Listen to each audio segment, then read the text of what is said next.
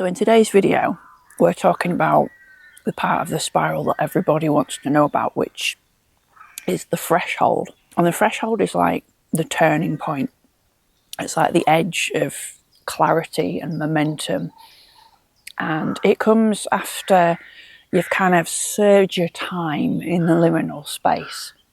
So it's often a place that, we want to be, we want to get to, and that's where sometimes the rushing element of rushing through the liminal space can come in, because we want to get to that place of threshold where we're ready to cross and ready to move into the new.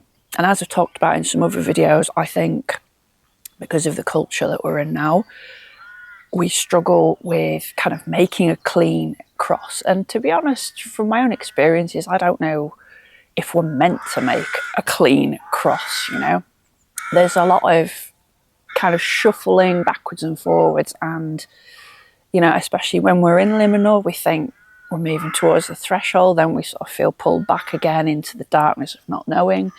Sometimes when we are in the process of crossing the threshold, and I know this one so well myself, is that, again, in our heads, we have this very human concept of how long it's going to take.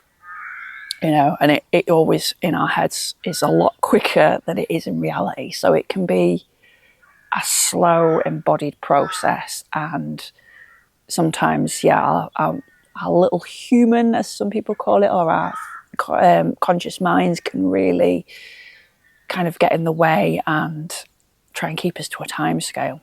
So with approaching threshold, there's this sense of like awareness and readiness, and again, I don't think readiness in terms of, in readiness in our culture is like we're ready for something, we get going, we crack on and do it.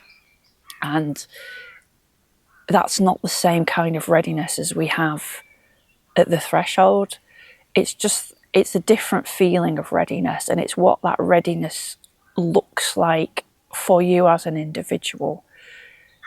Because a framework is useful to give us a map of where we're at, but at the end of the day, we're all going through our individualized experiences, and readiness for some people might look like quite clean cut and moving ahead at quite a speed, so to speak, whereas for other people it'll be slower and it'll be messier, and there'll be more backwards and forwards.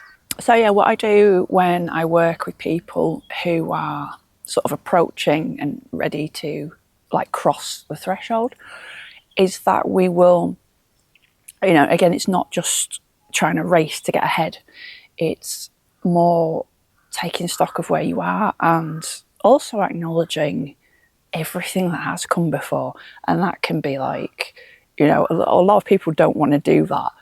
And that's understandable, because if you've been through the old and that's been uncomfortable and, it can be traumatic, upsetting, a lot of grief, there's a lot of strong emotions around it.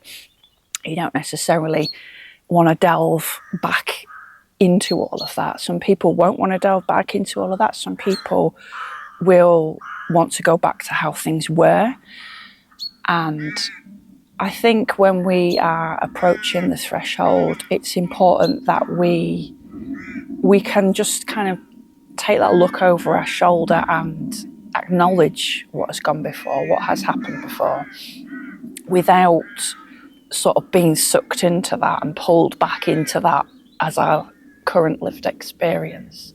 So that's when it can be really useful to sort of have somebody with you as a guide, or even a witness, but somebody else to kind of, go through that with and reflect back to you your experiences and help to guide you across the threshold. I think crossing the threshold is not something that can be done, as I said, something that can be done in a set amount of time. And it's a time where the more kind of present we can be in our current circumstances, and the more self-awareness we can have of us at this time, who we are right now, not who we were, and not who we potentially could be. The more we kind of stay grounded in that presence, the more we can cross this threshold effectively and then move into the next stage, which is like the integration and rebuilding stage. And this is a practice that in my own journey I found incredibly hard because I am quite an impatient person, and it's just really hard not to kind of rush off ahead, especially when you're at threshold as well. You start getting what I call like signals or just little signs, you know, of what might be happening, what could pan out for you for the kind of new cycle, the new phase of life that you're going into. And when you can see them little signs and signals, you know, you naturally kind of want to run off and get to them. And the way that we are kind of wired, you know, is to, if we can see something in the distance, it's our brain's trying to work out, right, how do we get there? Let's set some goals, let's do some plans. Like, where are we at? Where's point A? Where's point B? What am I doing to get along that linear timeline? And I think that's, you know, a really human thing. And I do it so much myself, where I can kind of see potentials for things that can happen in the future, and they're all there. And but that's not where I am right now, and I'm too busy trying to sort of get to that place without concentrating on where I am, what I'm doing, and what's available to me right now in the here and now. And it's focusing on that here and now that is going to really help us make a solid crossing into what's next before we start the next stage of trying things on, you know, trying out new thoughts, new identities, new ways of being in the world, a new situation. So yeah, the threshold can be an incredibly hopeful place, I think, especially after however long you've been in like the liminal space. It can be a really hopeful place. It can also be really frustrating because of this kind of dance of wanting to maybe get going, or maybe even not wanting to get going. You know, maybe we've talked in other videos about the liminal space and the dangers of, you know, staying in it too long or moving through it too quickly. There's no one size fits all, but yeah, the threshold is really, again, a place that works on its own timeline, but it's an important thing to cross, and it can be really useful for us to kind of mark that in some way, even if it's, you know, through simple ritual or ceremony. And we do, you know, obviously do that with some bigger thresholds, you know, in our the fullness of our lives. Perhaps if we're going from like childhood to adulthood or other large life transitions, we can sometimes like mark that as a rite of passage.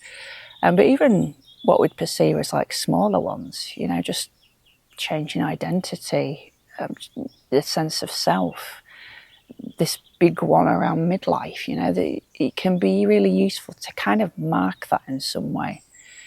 Even if you just have a really simple ceremony for yourself or other people in community, or maybe moving through a similar or same situation, where you just take a quick look back and acknowledge what's happened, and really ground yourself into the here and now and prepare for the next stage, which is the nice, meaty, exciting stage of integration and rebuilding and starting the new cycle and really ascending up to that next phase in the spiral.